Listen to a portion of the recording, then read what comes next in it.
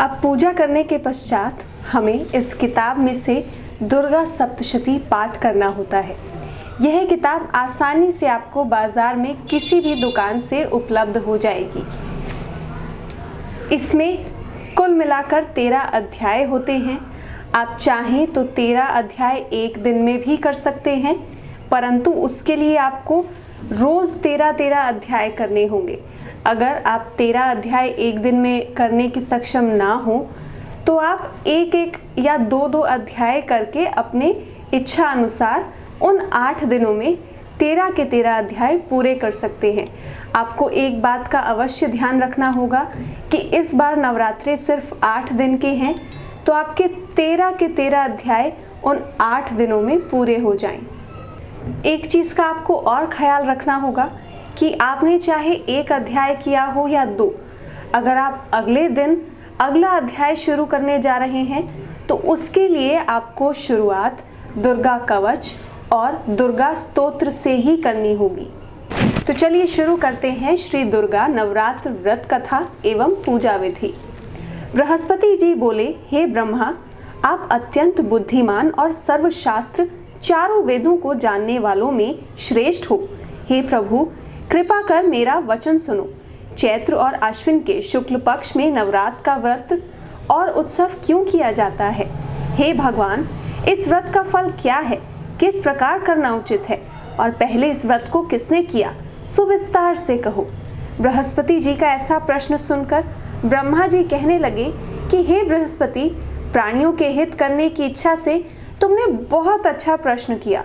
जो मनुष्य मनोरथ पूर्ण कराने वाली दुर्गा, महादेव, सूर्य और नारायण का ध्यान करते हैं, वे मनुष्य धन्य हैं।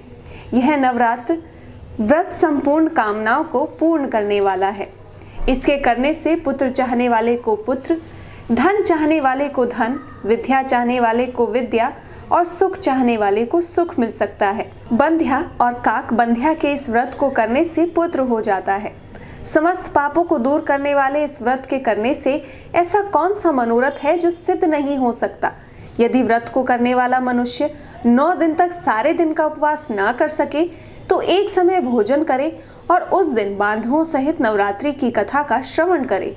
और जो लोग इतना भी ना कर सके वह प्रतिपदा एवं अष्टमी को व्रत करें। हे बृहस्पति, जिसने पहले इस महाव्रत को किया उसका पवित्र इतिहास मैं तुम्हें कहता हूँ। पीठत नाम मनोहर नगर में एक अनाथ नाम का ब्राह्मण रहता था। वह भगवती दुर्गा का भक्त था। उसके संपूर्ण सद्गुणों से युक्त सुमति नाम की एक अत्यंत सुंदर पुत्री पैदा हुई। वह कन्या अपने पिता के घर बालकपन में अपनी सहेलियों के साथ क्रीड़ा करती हुई इस प्रकार बढ़ने लगी जैसे शुक्ल पक्ष में चंद्रमा की कला बढ़ती है। उसका पिता प्रतिदिन जब दुर्गा की पूजा और होम करता था उस समय वह भी नियम से वहां उपस्थित होती थी। एक दिन वह सुमति अपनी सखियों के साथ खेलने लग गई और भगवती के पूजन में उपस्थित नहीं हुई। उसके पिता को पुत्री की ऐसी असावधानी देखकर क्रोध आया और पुत्री से कहने लगा कि हे दुष्ट पुत्री, आज सुबह तूने भगवती का पूजन नहीं किया, इस कारण मैं किसी कुष्ठी और दरिद्र मनुष्य के साथ तेरा विवाह करूंगा। इस प्रकार कुंती पिता का वचन सुनकर सुमति को बड़ा दुख हुआ और पिता से कहने लगी कि हे पिताजी, मैं आपकी कन्या हूँ, मैं आपके सब तरह अधीन हूँ, जैसी आपकी इच्छा हो वैसा करूँ। कुष्ठी अथवा अन्य किसी के साथ जैसी तुम्हारी इच्छा हो मेरा विवाह कर सकते हो, परंतु होगा वही जो मेरे भाग्य में लिखा होगा। मेरा तो इस पर पूर्ण विश्वास है। मनुष्य ना जाने कितने मनोरथों का चिंतन करता है, पर होता वही है जो भाग्य में विधाता ने लिखा है। जो जैसा कार्य करता है उसको फल भी उसी के कर्म के अनुसार ही मिलता है, क्योंकि कर्म करना मनुष्य का अधिकार है पर फल देव के अधीन। जैसे अग्नि में पड़े हुए तृणादि उसको अधिक प्रदीप्त कर लेते हैं, उसी तरह अपनी कन्या के ऐसे निर्भयता से कहे हुए वचन सुनकर उस ब्राह्मण को अधिक क्रोध आया। तब उसने अपनी कन्या का एक कुष्ठी के साथ विवाह कर दिया और अत्यंत क्रोध होकर पुत्री से कहने लगा कि जाओ, जल्दी जाओ, अपने कर्म का फल भोगो। देखूं केवल भाग्य के भरोसे पर रहकर क्या करती हो। इस प्रकार से कहे पिता के टूक वचनों को सुनकर सुमति मन में विचार करने लगी कि ओहो, मेरा बड़ा दुर्भाग्य है जिससे मुझे ऐसा पति मिला। इस तरह अपने दुख का विचार करती हुई वह सुमति अपने पति के साथ वन में चली गई और भयावने कुशायुक्त उस स्थान पर उन्होंने वह रात बड़े कष्ट से व्यतीत की। उस गरीब बालिका की ऐसी दशा देखकर भगवती पूर्ण पुण्य के प्रभाव से प्रकट होकर सुमति से कहने लगी कि हे पुत्री, मैं तुझ पर प्रसन्न हूँ, तुम चाहो तो वरदान मांग सकती हो, मैं प्रसन्न होने पर मनवांछित फल देने वाली हूँ। इस प्रकार भगवती दुर्गा का वचन सुनकर सुमति कहने लगी कि आप कौन हैं जो मुझ पर प्रसन्न हुई हो? यह सब मेरे लिए कहो और अपनी कृपा दृष्टि से मुझ दीन दासी को कृतार्थ करो। उसका वचन सुनकर देवी कहने लगी कि मैं आदि शक्ति हूँ और मैं ही ब्रह्म विद्या सरस्वती हूँ। मैं प्रसन्न होने पर प्राणियों का दुख दूर कर उनको सुख प्रदान करती हूँ। हे ब्राह्मण कन्या, मैं तुझ पर तेरे पूर्व जन्म के पुण्य के प्रभाव से प्रसन्न हूँ। तुम्हारे पूर्व जन्म का वृत्तांत सुनाती हूँ, सुनो। हे पुत्री, पूर्व जन्म में निषाद की स्त्री थी और पतिव्रता थी। एक दिन तेरे पति निषाद ने चोरी की। चोरी करने के कारण तुम दोनों को सिपाहियों ने पकड़ लिया और ले जाकर जेल खाने में कैद कर लिया। उन लोगों ने तेरे को और तेरे पति को भोजन भी नहीं दिया। इस प्रकार नवरात्र के दिनों में तुम दोनों ने कुछ ना खाया और ना ही जल पिया, इसलिए 9 दिन तक नवरात्र का व्रत हो गया। उन दिनों में जो व्रत हुआ, उस व्रत के पुण्य के प्रभाव से प्रसन्न होकर इस जन्म में मैं तुम्हें मनोवांछित वस्तु दे रही हूँ। तुम्हारी जो इच्छा हो सो मांगो। इस प्रकार दुर्गा के कहे हुए वचन सुनकर सुमति बोली कि अगर आप मुझ पर प्रसन्न हैं तो हे दुर्गा, मैं आपको प्रणाम करती हूँ। कृपा कर मेरे पति की कोढ़ को दूर करो। देवी कहने लगी कि उन दिनों में तुमने जो व्रत किया था, उस व्रत के एक दिन का पुण्य तुम्हारे पति का कोढ़ दूर करने के लिए अर्पण करो। मेरा प्रभाव से तेरा पति कोढ़ रहित और सोने से शरीर वाला हो जाएगा। ब्रह्मा जी बोले कि इस प्रकार देवी के वचन सुनकर वह ब्राह्मण कन्या बहुत प्रसन्न हुई और पति को निरोग करने की इच्छा ठीक है ऐसे कहे अपने पूर्व जन्म के किए हुए नवरात्र व्रत के एक दिन का पुण्य अपने पति को अर्पण किया। तब उसके पति का शरीर भगवती की कृपा से कुष्ठहीन होकर अति कांति युक्त हो गया। सुमति अपने पति की मनोहर देह को देखकर आत्मविभोर हो उठी। माँ की अनन्य कृपा से उसकी आंखों में अश्रु निकल आए और परम श्रद्धा विश्वास के साथ जगत जननी की इस प्रकार स्तुति करने लगी। हे दुर्गा, आप दुर्गति को दूर करने वाली, रोगी मनुष्यों को निरोग करने वाली, प्रसन्न होने पर मनोवांछित वस्तु को देने वाली और दुष्ट मनुष्यों का नाश करने वाली हो। तुम ही सारे जगत की माता और पिता हो। हे अम्बे, मुझ अपराध रहित अबला को मेरे पिता ने कोढ़ी मनुष्य के साथ विवाह कर मुझे घर से निकाल दिया।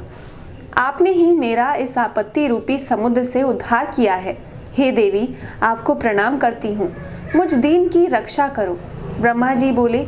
उससे की हुई स्तुति सुनकर देवी को बहुत संतोष हुआ और वह बोली, हे पुत्री, तेरे उदालक नाम का अति बुद्धिमान, धनवान, कीर्तिवान और जितेंद्रिय पुत्र शीघ्र उत्पन्न होगा।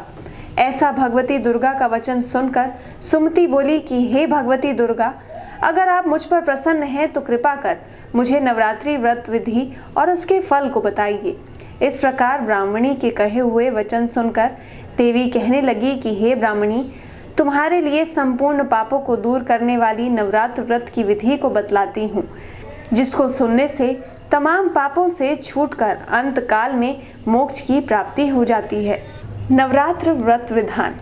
चैत्र एवं आश्विन मास के शुक्ल पक्ष की प्रतिपदा से लेकर 9 दिन तक विधि पूर्वक व्रत करें। यदि दिन भर का व्रत ना कर सके तो एक समय भोजन करें। पढ़े लिखें ब्राह्मणों से पूछकर घट स्थापना करें और वाटिका बनाकर उसको प्रतिदिन जल से सींचें। महाकाली, महालक्ष्मी और महासरस्वती इनकी मूर्तियां बनाकर उनकी नित्य विधि सहित पूजा करें और पुष्पों से विधि पूर्वक अर्घ्य दें। बिजोरा के फूल से अर्घ्य देने से रूप की प्राप्ति होती है। जायफल से कीर्ति, दाख से कार्य की सिद्धि होती है। आंवले से सुख और केले से भूषण की प्राप्ति होती है। इस प्रकार फलों से अर्घ्य देकर यथा विधि हवन करें। खांड, घी, गेहूं, शहद, जौ, तिल, वील, नारियल, दाख और कदम्ब, इनसे हवन करें। गेहूं से होम करने से लक्ष्मी की प्राप्ति होती है। खीर और चंपा के पुष्पों से धन और पत्तों से तेज और सुख की प्राप्ति होती है। आंवले से कीर्ति और केले से पुत्र की प्राप्ति होती है। कमल से राज सम्मान और दाखों से सुख और संपत्ति होती है। खांड, घी, नारियल, शहद, जौ और तिल, इनसे तथा फलों से होम करने से मनवांछित वस्तु की प्राप्ति होती है। व्रत करने वाला मनुष्य इस विधान से होम कर आचार्य को नम्रता के साथ प्रणाम करे और यज्ञ की सिद्धि के लिए उसे दक्षिणा दे। अब आपको बताते हैं नवरात्र व्रत महात्म्य। इस महाव्रत को पहले बताई हुई विधि के अनुसार जो कोई करता रहे उसके सब मनोरथ सिद्ध हो जाते हैं। इसमें तनिक भी संशय नहीं है। इन 9 दिनों में जो कुछ दान आदि दिया जाता है उसका करोड़ों गुना फल मिलता है। इस नवरात्र के व्रत करने से ही अश्वमेध यज्ञ का फल मिलता है। हे पुत्री, इस संपूर्ण कामनाओं को पूर्ण करने वाले उत्तम व्रत को तीर्थ, मंदिर अथवा घर में ही विधि के अनुसार करें। विधि बताकर देवी अंतर्ध्यान हो गई। जो मनुष्य या स्त्री इस व्रत को भक्ति पूर्वक करते हैं वह इस लोक में सुख पाकर अंत में दुर्लभ मोक्ष को प्राप्त होते हैं। तो चलिए अब आरंभ करते हैं दुर्गा कवच। मार्कंडेय ऋषि बोले, हे पितामह, आप हमें कोई ऐसा परम गुप्त साधन बताइए जिसके द्वारा मनुष्य की सभी प्रकार से रक्षा हो और जो अभी तक आपने किसी को बताया भी ना हो। ब्रह्मा जी बोले, हे विप्रवर, इस प्रकार का साधन तो परम पवित्र एवं परम गुप्त देवी जी का कवच ही है। इसी से प्राणी मात्र का कल्याण एवं सब प्रकार की रक्षा होती है। उसे सुनिए। देवी जी की 9 मूर्तियों के नाम इस प्रकार हैं। पहला शैलपुत्री, दूसरा ब्रह्मचारिणी, तीसरा चंद्रघंटा, चौथी कुष्मांडा, 5वीं स्कंद माता, 6ठी कात्यायनी माता, 7वीं कालरात्रि, 8वीं महागौरी और 9वीं सिद्धिदात्री हैं। जो मनुष्य अग्नि में जल रहा हो, युद्ध भूमि में शत्रुओं के मध्य फंस गया हो अथवा घोर संकट में ग्रस्त हो, वह मनुष्य भगवती की शरण में पहुंच जाए तो उसके घोर से भी घोर संकट नष्ट हो जाते हैं। जो भक्ति भाव से देवी जी का स्मरण करते हैं उनकी सभी प्रकार से उन्नति होती है। हे भगवती, जो भी आपका स्मरण करते हैं निसंशय उनकी आप रक्षा करती हो। प्रेत की सवारी करने वाली चामुंडा देवी, हे बाराही महिष पर, इंद्री हाथी पर, वैष्णवी गरुड़ पर, महेश्वरी बैल पर, कुमारी मोर पर और लक्ष्मी कमल के आसन पर विराजमान है। श्वेत रूप धारण करने वाली, वृषभ के वाहन वाली ईश्वर देवी हैं। हंस पर चढ़ी हुई, सभी आभूषणों से भूषित ब्रही देवी हैं। इस प्रकार अनेक प्रकार के रत्नों से विभूषित, सभी योग शक्तियों से संयुक्त ये सब माताएं हैं। सभी देवी क्रोध युक्त रथों पर सवार होकर दर्शन देती हैं। ये शंख, चक्र, गदा, शक्ति, हल, मूसल, खेटक, तोमर, परशु, पाश, कुंती, त्रिशूल, उत्तम शार्ंग, धनुष इत्यादि अस्त्र शस्त्र दैत्यों के शरीर नाश के लिए, भक्तों को अभय देने के लिए एवं देवताओं के हित के लिए धारण करती हैं। महान रौद्र रूप, अत्यंत घोर पराक्रम, महान बल और महान उत्साह वाली देवी, तुम महान भय का नाश करने वाली हो, तुम्हें नमस्कार है। तुम्हारी ओर देखना भी कठिन है। शत्रुओं को भय बढ़ाने वाली जगदम्बिके, मेरी रक्षा करो। पूर्व दिशा में मेरी रक्षा इंद्री देवी करे। अग्नि कोण में अग्नि देवता, दक्षिण में वाराही, नैऋत्य कोण में खंग धारणी, पश्चिम में वारुणी, वायु कोण में मृगवाहिनी, उत्तर में कौमारी, ईशान कोण में शूल धारण, ऊपर ब्रह्मा जी एवं नीचे वैष्णवी देवी रक्षा करें। इसी प्रकार सबको अपना वाहन बनाने वाली चामुंडा देवी दशों दिशाओं में मेरी रक्षा करें। जया मेरे आगे की, विजया पीछे की, बाईं और अजिता, दाईं और अपराजिता रक्षा करें। उद्योतिनी मेरी शिखा की, उमा मेरे मस्तक पर विराज कर मस्तक की मालाधारी, बौहों की यशस्विनी, बौहों के मध्य में त्रिनेत्र, नासिकाओं की यमघटा देवी, नेत्रों के मध्य में शंखिनी, कानों को द्वारवासिनी, कपोलों की कालका, कानों के मूल देश को शांकरी मेरी रक्षा करें। नासिका की सुगंधी, ऊपर के होठ की चर्चिका, नीचे के होठ की अमृत कला एवं जीवा की सरस्वती देवी रक्षा करें। दांतों की कौमारी, कंठ की चंडिका, गले की चित्र घंटा, तालु प्रदेश की महामाया रक्षा करें। चिबुक की कामाक्षी, वाणी का सर्वमंगला, ग्रीवा की भद्रकाली, पृष्ठ अस्थियों की धनुर्धारी रक्षा करें। कंठ के बाहरी भाग की नीलग्रीवा, कंठ नालिका की नलकुवरी, दोनों कंधों को खंगिनी एवं मेरी भुजाओं की ब्रजधारिणी रक्षा करें। दोनों हाथों की दंडिनी, उंगलियों की अंबिका, नाखूनों की शूलेश्वरी, कुक्षी की कुलेश्वरी रक्षा करें। स्तनों की महादेवी, मन की शोक विनाशिनी, हृदय की ललिता देवी, उदर की शूल धारिणी रक्षा करें। नाभि की कामिनी, गुप्त इंद्रिय की गुहेश्वरी, लिंग की पूत कामिनी, गुदा की महिष वाहिनी रक्षा करें। कटी की भगवती, घुटनों की विंध्यवासिनी, जंघाओं की महाबली देवी रक्षा करें। गुल्फों की नारसिंही, पांव के तलुओं को तेजसी, उंगलियों की श्रीदेवी और तालुओं की हथेली वासिनी की रक्षा करें। नाखूनों की दृष्णा कराली, केशों की उधर्व केशिनी, रोम छिद्रों की कौबेरी और त्वचा की बागीश्वरी रक्षा करें। रक्त, मजावसा, मांस, अस्थियों एवं मेदे की पार्वती, आंतड़ियों की कालरात्रि, पित्त की मुकुटेश्वरी रक्षा करें। पद्मावती, कफ की चूड़ामणि, नाखूनों के तेज की ज्वालामुखी, सभी संधियों की अभेद्या देवी रक्षा करें। हे ब्रह्माणी, आप मेरे वीर्य की रक्षा करें। छाया की छत्रेश्वरी और मन, बुद्धि, अहंकार की धर्मधारिणी रक्षा करें।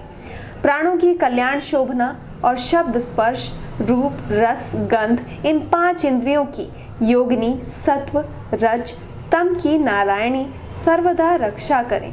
आयु की वाराही, धर्म की वैष्णवी, यश एवं कीर्ति की लक्ष्मी तथा धन विद्या की चक्रिणी रक्षा करें। इंद्राणी मेरे गोत्र की, चंडिके मेरे पशुओं की, महालक्ष्मी मेरे पुत्रों की, भैरवी भार्या की रक्षा करें। मेरे पथ की सुपथा, मार्ग की क्षेम करी, राजा के दरबार में महालक्ष्मी एवं सभी दिशाओं में स्थित होकर विजया मेरी रक्षा करें। और जो भी स्थान कवच में नहीं आए और जो आरक्षित हैं, उन स्थानों की पापनाशिनी जयंती देवी रक्षा करें। मनुष्य यदि अपना मंगल चाहता है तो एक कदम भी बिना कवच कहीं ना जाए। कवच से नित्य रक्षित मनुष्य जहाँ तहाँ भी जाता है, वहीं से उसे धन का लाभ तथा सभी कामनाओं की सिद्धि प्राप्त होती है। पृथ्वी पर उस पुरुष को ऐश्वर्य एवं अतुल संपत्ति प्राप्त होती है। वह मनुष्य निर्भय हो जाता है। युद्ध भूमि में कोई भी उसे नहीं जीत सकता। त्रिलोक भर में पूजा जाता है। यह देवी कवच देवताओं को दुर्लभ है। इसका अत्यंत श्रद्धा के साथ सावधान होकर जो तीनों संध्याओं में नित्य पढ़ लेता है, उसे देवी कला प्राप्त होती है। कोई भी उसे तीनों लोकों में पराजित नहीं कर सकता। उसे अकाल मृत्यु नहीं होती। वह 100 वर्ष से भी अधिक आयु पाता है। यह कवच उसका तेज, यश और कीर्ति बढ़ा देता है। चंडी पाठ करने वाला पहले कवच का पाठ कर ले। जब तक पर्वत, वन, काननों के साथ यह पृथ्वी टिकी हुई है, तब तक ऐसे पुरुष की संतति इस पृथ्वी पर टिकी रहती है। कवच के पाठ करने वाले का देहांत होने पर महामाया की कृपा से देव दुर्लभ परम स्थान की प्राप्ति होती है। सुंदर रूप को पाकर वह सदा शिव के साथ आनंद पाता है। इति देवी कवच समाप्तम। तो आपने सुना कि इस कवच के माध्यम से किस प्रकार हमारे शरीर की छोटी छोटी चीज़ों की माता रानी रक्षा करती है। इसीलिए आपको वीडियो की शुरुआत में मैंने कहा था कि हर अध्याय से पहले इस कवच का स्मरण करना बेहद ज़रूरी है। तो चलिए आगे बढ़ते हैं स्तोत्र की तरफ। अब पढ़ते हैं श्री अर्गला स्तोत्र। श्री मार्कंडेय जी बोले, जयंती, मंगला काली, भद्रकाली, कपालिनी, दुर्गा, शिवा, धात्री, स्वाहा, स्वधा आदि देवियों को मेरा नमस्कार हो। हे चामुंडे देवी, समस्त प्राणियों के दुख निवारण करने वाली आपको जय हो। सर्वव्यापक देवी कालरात्रि आपकी जय हो। मधु तथा कैटभ दैत्यों का दलन करने वाली, ब्रह्मा जी को वर देने वाली आपको नमस्कार हो। हे देवी, आप मुझे सुंदर रूप, जय, यश दो तथा काम क्रोध आदि शत्रुओं का नाश करने वाली भक्तों की सुखदाता देवी जी को नमस्कार हो। मुझे रूप दो, जय दो, यश दो, शत्रुओं का नाश करो। हे रक्त बीज वध करने वाली देवी और चामुंड असुरों का विनाश करने वाली माता, मुझे सुंदर रूप, जय और यश दो, शत्रुओं का वध करो। हे पाप नाशिनी चंडिके, जो सर्वदा भक्ति पूर्वक आपके चरणों में मस्तक झुकाते हैं, उन्हें रूप दो, जय दो, यश दो, शत्रुओं का नाश करो। सभी व्याधियों का नाश करने वाली चंडिके, जो आपकी भक्ति पूर्वक स्तुति करते हैं, उन्हें रूप दो, जय दो, यश दो, शत्रुओं का नाश करो। हे देवी जी, आप मुझे सौभाग्य, आरोग्य और परम सुख दो। रूप दो, शत्रुओं का विध्वंस करो। मेरा कल्याण कीजिए और उत्तम धन संपत्ति दो, जय रूप दो, जय दो, यश दो, शत्रुओं का नाश करो। हे माता, आपके चरणों पर देवता और दैत्य दोनों ही अपने मुकुट की मणियां घिसते रहते हैं। हे मातेश्वरी, अपने भक्त को विद्यावान, यशवान, लक्ष्मीवान करो। बड़े बड़े अभिमानी दैत्यों के अभिमान चूर्ण करने वाली चंडिके, मैं आपको प्रणाम करता हूँ। हे चार भुजाओं वाली माता, चतुर्मुख ब्रह्मा जी आपकी स्तुति करते हैं। परमेश्वरी, रूप दो, जय दो, यश दो, बैरियों का विध्वंस करो। हे मातेश्वरी, विष्णु भगवान आपकी निरंतर भक्ति पूर्वक स्तुति करते हैं। मुझे रूप दो, जय दो, यश दो, बैरियों का विध्वंस करो। श्री पार्वती के पति महादेव जी से स्तुत्य हे परमेश्वरी, रूप दो, यश दो, शत्रुओं का नाश करो। हे देवी जी, आप तो कठोर भुजदंड रखने वाले दैत्यों का घमंड नाश कर देती हो। हे अंबिके, आप अपने भक्तों के लिए अपार आनंद की वृद्धि करती हो। मुझे रूप दो, यश दो, शत्रुओं का नाश करो।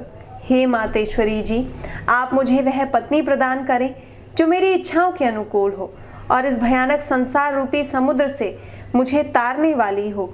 उत्तम कुल से उत्पन्न हो, जो पुरुष इस स्तोत्र का पाठ करके सप्तशती महास्त्रोत रूपी महास्त्रोत का पाठ करता है, वह सप्तशती के जप से मिलने वाले वर एवं श्रेष्ठ सप्तशती के फल को प्राप्त कर लेता है।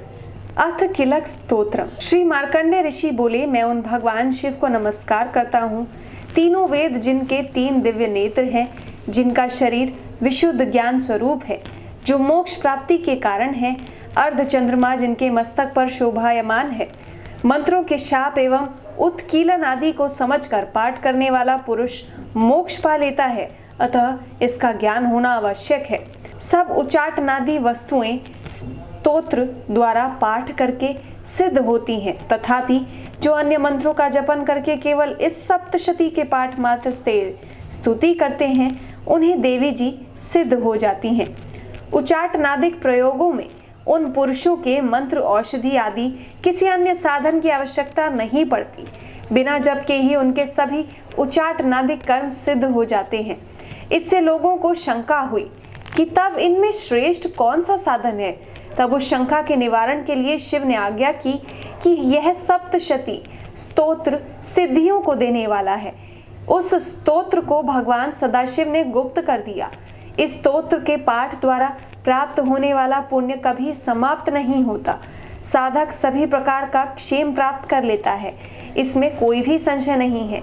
कृष्ण पक्ष की चतुर्दशी अथवा अष्टमी के दिन एकाग्र होकर जो अपना सब कुछ भगवती को अर्पण करता है और फिर प्रसाद रूपेण ग्रहण कर लेता है, उस पर भगवती प्रसन्न होती हैं, अन्यथा नहीं। इसी रूप से कीलक द्वारा महादेव जी ने स्तोत्र का कीलन कर दिया। जो इसके द्वारा सप्तशती का निष्कीलन करके स्पष्ट होकर नित्य पाठ करता है, वह सिद्ध हो जाता है।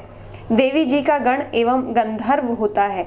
वह कहीं भी घूम रहा हो, उसे कोई भय नहीं होता, न उसकी अकाल मृत्यु होती है।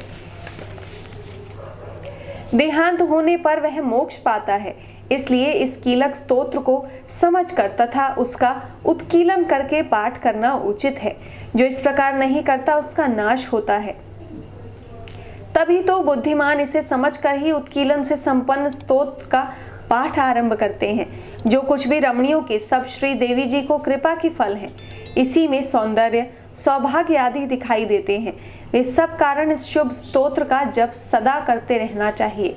इसी स्तोत्र को मंद स्वर से पाठ करने से थोड़ा फल मिलता है। उच्च स्वर से पाठ आरंभ करें, सभी सिद्धियां प्राप्त होती हैं। जिस भगवती की कृपा द्वारा सौभाग्य, आरोग्य, संपत्तियां, शत्रुनाश तथा परम मोक्ष की प्राप्ति होती है, उस जगत माता की स्तुति अवश्य करनी चाहिए। अब हम पढ़ते हैं श्री दुर्गा सप्तशती का पहला अध्याय। महर्षि मार्कंडेय जी बोले, भगवान सूर्य के पुत्र सर्वणी की उत्पत्ति की कथा को मैं विस्तार से कहता हूँ, आप ध्यान से सुनिए। सूर्य की छाया से उत्पन्न सर्विणा जगत जननी महामाया की कृपा से जैसे मनवंतर के अधिपति बने, वह कथा सुनिए। प्राचीन काल में स्वारोचिष मनवंतर के चैतवंशी राजा शूरत समस्त पृथ्वी के चक्रवर्ती राजा हुए। वे प्रजा को अपने पुत्रों की भांति पालन करते थे। यवन राजाओं से राजा सूरत की शत्रुता हो गई। दुष्ट दलन राजा सूरत से उनका भयंकर युद्ध हुआ और थोड़ी सेना होने से यवन राजाओं ने सूरत को हरा दिया। तदंतर राजा अपने नगर में आ राज्य करने लगे, तो भी अन्य शत्रु राजाओं ने राजा सूरत पर चढ़ाई कर दी और नगर में भी दुराचारी मंत्रियों ने राजा का कोष, सेना तथा समस्त वस्तुएं छीन ली। तब राजा सूरत हार कर अकेले ही घोड़े पर सवार हो शिकार खेलने के बहाने घोर जंगल में चले गए। वहां महर्षि मेघा का सुंदर आश्रम देखा, जो अहिंसक सिंह आदि पशुओं तथा शिष्यों और मुनियों से सुशोभित था। वहां बैठे हुए महर्षि मेघा को राजा सूरत ने नमस्कार किया और मुनि से उचित सत्कार पाकर उसी आश्रम में रहा। कुछ काल के बाद फिर वह अपने राज्य तथा प्रजा की चिंता से विचरने लगा कि जिस राज्य को मेरे पूर्वजों ने भली भांति चलाया और प्रजा का पालन किया, वह आज मुझसे चला गया। वे दुष्ट मंत्री राज्य का पालन धर्म नीति के अनुसार कर रहे होंगे या नहीं, और मेरा मुख्य हाथी भी दुश्मनों के वश में हो जाने से क्या क्या कष्ट भोगता होगा। जो आज्ञाकारी नौकर नित्य प्रसन्नता से धन और भोजन प्राप्त करते थे, अब उन दुष्ट राजाओं के आश्रय में रहकर कष्ट पाते होंगे। मंत्री राज्य के धन को कुमार्ग में व्यर्थ ही अपव्यय करते होंगे। जो धन मेरे पूर्वजों ने बड़े कष्ट से संग्रह किया था, सो नष्ट हो गया होगा। इस प्रकार वह राजा राज्य की सभी बातों को चिंता करने लगा। कुछ समय पश्चात एक दिन आश्रम के समीप एक वैश्य को आते देखा तो राजा ने उससे पूछा कि अरे भाई, तुम कौन हो और यहाँ क्यों आए हो? तुम्हारा मलिन मुख शोक युक्त क्यों दिखाई देता है? इस प्रकार राजा सूरत की बातों को सुनकर उस समाधि नाम के वैश्य ने राजा सूरत से कहा कि हे राजन, मैं समाधि नाम का एक वैश्य हूँ। मेरा जन्म धनवान कुल में हुआ। मेरे दुष्ट स्त्री पुत्र आदि ने मुझे धन के लोभ में घर से निकाल दिया है, मेरा धन छीन लिया और मैं धन, स्त्री, पुत्र से रहित हूँ। अब मैं अकेला दुखी होकर इस वन में आया हूँ। मुझे अपनी स्त्री बंधुओं का कुछ पता नहीं है। मैं यहाँ रहने के कारण अपनी स्त्री, पुत्र तथा स्वजनों की परिस्थिति को नहीं जानता कि वे उस समय अपने स्थान पर सुखी हैं या दुखी। मैं यह भी नहीं जानता कि मेरे पुत्र सदाचारी हैं या व्याभिचारी। पुत्रादि ने तेरे धन संपत्ति को छीन लिया है, फिर उन्हीं के स्नेह में तेरा मन क्यों जाता है? वैश्य बोला, आपने मेरे विषय में जो बातें कही वे वास्तव में सत्य हैं, परंतु मैं क्या करूं? मेरा चित्त फिर भी उन्हीं में आसक्त होता है। क्या करूं? इन स्वजनों के निर्मोही होने पर भी मेरे मन में उनके प्रति प्रेम है। मार्कंडेय ऋषि बोले, द्विज श्रेष्ठ। तत्पश्चात राजा सूरत और समाधि वैश्य दोनों मिलकर मेधा मुनि के समीप गए और प्रणाम करके बैठकर मेधा ऋषि के साथ कथा प्रसंग करने लगे। राजा बोले, हे भगवान, मैं आपसे एक बात पूछना चाहता हूँ, आप कृपा करके बताओ। हे महाराज, मेरा मन वश में नहीं है, इससे मन दुखित है। गए हुए राज्य तथा अन्य सभी स्त्री पुत्र बांधवों की ममता मुझ में अभी तक बनी हुई है। हे मुनि श्रेष्ठ, यह जानते हुए भी मेरा स्नेह उनसे अज्ञानियों की भांति विशेष बढ़ता जाता है और इस समाधि वैश्य को इसके स्त्री पुत्र आदि ने त्याग दिया तथा इसे घर से निकाल कर बाहर कर दिया। यह भी उनमें अत्यंत आसक्त रहता है। इसी तरह हम दोनों बहुत दुखी हैं। हे महाभाग, उनके दोषों को जानते हुए भी हम दोनों का हृदय उनके प्रति ममता में आसक्त रहता है। इतना ज्ञान होते हुए भी ऐसी ममता क्यों है? हम दोनों को अज्ञानियों की भांति मूढ़ता क्यों उत्पन्न हो रही है? महर्षि मेधा ने कहा, समस्त तंतुओं को जानने वाले योग्य ज्ञान होता है। हे महाभाग, सभी प्राणी पृथक पृथक होते हैं। कोई दिन में नहीं देखते, कोई रात्रि में नहीं देखते और कोई दिन रात्रि में समान से देखते हैं। पुरुष ज्ञान युक्त है, यह सत्य है, इसमें संदेह नहीं। केवल उनमें ही नहीं, सभी पशु पक्षी मृगादि में भी मनुष्य की भांति ज्ञान होता है। यह स्थूल ज्ञान होता है। जैसा मनुष्य में आहार आदि की इच्छा उत्पन्न होती है, वैसे ही पशु पक्षी आदि भी आहार विहार निद्रा मैथुन आदि की इच्छा भली भांति भूखे होने पर भी ममतावश अपने बच्चों को चोंच में स्नेह से चुगी देकर प्रसन्न होते हैं। हे राजन, मनुष्य भी अपने पुत्र पौत्रों से इसी भांति बर्ताव करते हैं। वह पालन पोषण इस इच्छा से कि जब हमारी वृद्धावस्था आएगी तब हमारा पालन पोषण वे करेंगे। क्या यह तुम नहीं देखते कि पुत्रादि इनका भरण पोषण ना भी करें तो भी माता पिता करते ही हैं, क्योंकि विश्व की स्थिति को रखने वाली महामाया के प्रभाव से वे मोह के गड्ढे में डाल दिए गए हैं। इसमें कोई आश्चर्य नहीं है, क्योंकि यह भगवान विष्णु की योग निद्रा है, जिससे संसार मोहित हो जाता है। यही भगवान की महामाया है। वह भगवती देवी बड़े ज्ञानियों के चित्त को जबरदस्ती खींचकर मोह में डाल देती हैं। इस देवी ने ही चराचर विश्व को उत्पन्न किया है और यही देवी प्रसन्न होकर भक्तों को वरदान देती हैं, जिससे मुक्ति मिलती है। वही मुक्ति की परम हेतु और सनातनी ब्रह्म ज्ञान स्वरूप विद्या है। राजा बोले, हे भगवान, आप जिसे महामाया कहते हैं वह कौन सी देवी है? वह कैसे उत्पन्न हुई और उसका क्या कार्य है? उसका स्वभाव स्वरूप उत्पत्ति आदि के विषय में मैं सुनना चाहता हूँ, सो आप सभी वृतांत मुझे सुनाइए। ऋषि ने कहा, वह देवी नित्य है और सब चराचर में व्याप्त है, तथापि उसकी उत्पत्ति अनेक भांति से है। इस कथा को तुम मुझसे सुनो। वह भगवती देवताओं की कार्य सिद्ध के लिए उत्पन्न होती है और अजन्मा उत्पन्ना कहलाती है। जब भगवान विष्णु संपूर्ण विश्व को त्याग अंत में जल ही जल करके योग निद्रा में शेष शैया पर शयन कर रहे थे, उस समय विख्यात मधु और कैटभ नाम के दो घोर असुर भगवान विष्णु के कान के मैल से पैदा होकर ब्रह्मा जी को मारने को तैयार हुए। ब्रह्मा जी विष्णु भगवान के नाभि कमल पर स्थित थे। उन दोनों भयंकर असुरों को मारने को आता देखकर और भगवान विष्णु को सोता हुआ देखकर ब्रह्मा जी योग निद्रा की प्रसन्नार्थ एकाग्र मन से स्तुति करने लगे, जिससे कि भगवान विष्णु के नेत्रों से भगवती योग माया अपना प्रभाव हटा ले और भगवान जाग पड़े। वह योग माया विश्वेश्वरी जगन्माता स्थिति संहार करने वाली भगवान विष्णु की अतुल तेज वाली निद्रा स्वरूप अनुपम शक्ति है। ब्रह्मा जी बोले, हे महामाये, तुम स्वतः हो, तुम स्वधा हो, तुम हो वशटकार, स्वर हो, अमृत भी तुम ही हो, अक्षरों में स्वर तुम ही हो तथा नित्यादि मात्रा भी तुम ही हो। हे देवी, तुम ही संध्या सावित्री और संसार की जननी हो। और हे मातेश्वरी, विश्व को उत्पन्न पालन और संहार करने वाली आप ही हैं। आप ही महाविद्या, महामाया, महामेधा, महास्मृति और महामोहा, महादेवी, महाअसुरी हो। आप ही समस्त चराचर के तीन गुणों यानी सत्व रज तम को उत्पन्न करने वाली प्रकृति हो। आप ही कालरात्रि, प्रलय स्वरूपा, महारात्रि तथा दारुण मोहरात्रि हो। आप खड़ग, शूल, घोर, गदा, चक्र, शंख, धनुष, बाण, भुषुंडी, परिधि आदि अस्त्र शस्त्रों को धारण करने वाली हो। हे देवी, आप ही सौम्यता हो तथा संसार में आप ही अति सुंदर हो।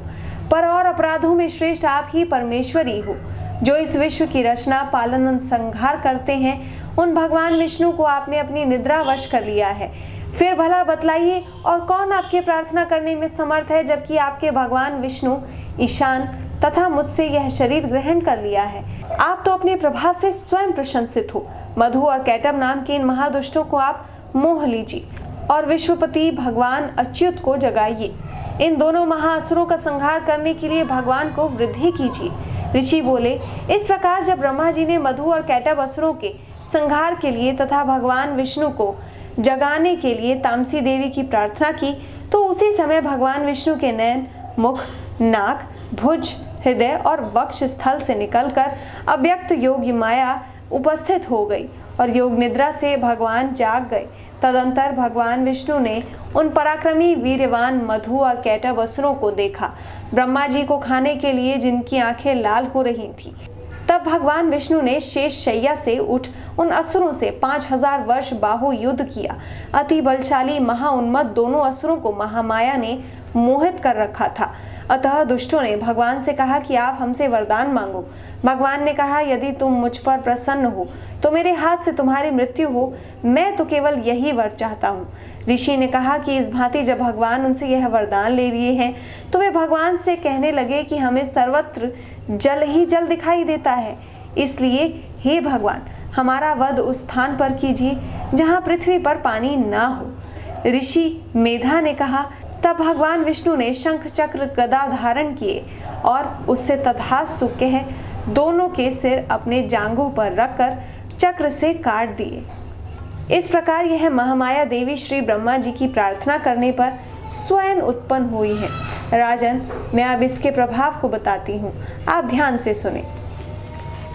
पहला अध्याय करने के पश्चात आप आरती करें, उसके बाद क्षमा याचना करें और आपको रोज यही क्रम दोहराना होगा। तो चलिए अब मैं आपको क्षमा प्रार्थना सुनाती हूँ। परमेश्वरी, मेरे द्वारा रात दिन सहस्त्रों अपराध होते रहते हैं। यह मेरा दास है, यूँ समझकर मेरे उन अपराधों को तुम कृपा पूर्वक क्षमा करो। परमेश्वरी, मैं आवाहन नहीं जानता, विसर्जन करना नहीं जानता तथा पूजा करने का ढंग भी नहीं जानता, क्षमा करो। देवी सूर्वेश्वरी, मैंने जो मंत्रहीन, क्रियाहीन और भक्तिहीन पूजन किया है वह सब आपकी कृपा से पूर्ण हो। सैकड़ों अपराध करके भी जो तुम्हारी शरण में जा जगदम्ब कहकर पुकारता है उसे वह गति प्राप्त होती है जो ब्रह्मादि देवताओं के लिए भी सुलभ नहीं है। जगदम्बिके, मैं अपराधी हूँ किंतु तुम्हारी शरण में आया हूँ। इस समय दया का पात्र हूँ, तुम जैसा चाहो करो। देवी परमेश्वरी, अज्ञान से, भूल से अथवा बुद्धि भ्रांत होने के कारण मैंने जो न्यूनता या अधिकता कर दी हो वह सब क्षमा करो और प्रसन्न हो। सच्चिदानंद स्वरूपा परमेश्वरी, जगन्माता कामेश्वरी, तुम प्रेम पूर्वक मेरी यह पूजा स्वीकार करो और मुझ पर प्रसन्न रहो। देवी सुरेश्वरी, तुम गोपनीय से गोपनीय वस्तु की रक्षा करने वाली हो। मेरे निवेदन किए हुए इस जप को ग्रहण करो, तुम्हारी कृपा से मुझे सिद्धि प्राप्त हो। इति क्षमा प्रार्थना संपूर्णम। बोलिए दुर्गा माता की जय।